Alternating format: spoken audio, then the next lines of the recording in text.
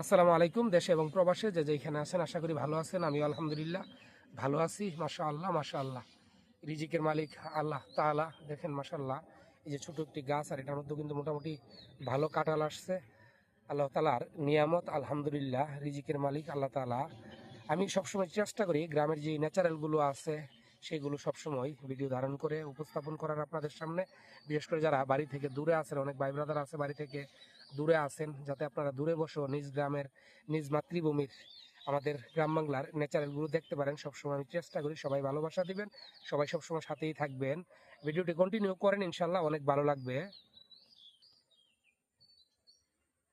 বাড়ির পাশেই একটা পুকুর পাড়ে আছি, আর এখানে কয়েকটা গাছের ভিডিও ধারণ করলাম।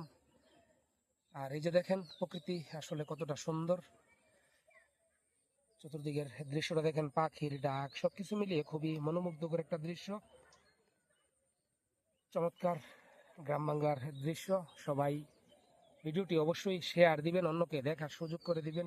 আমাদের এই গ্রাম বাংলার ন্যাচারালকে খুবই চমৎকার, মাসাল্লাহ মনোমুগ্ধকর। সবার জন্য অনেক অনেক দোয়া এবং ভালোবাসা রইল। সবাই ভালো থাকেন, সুস্থ থাকেন।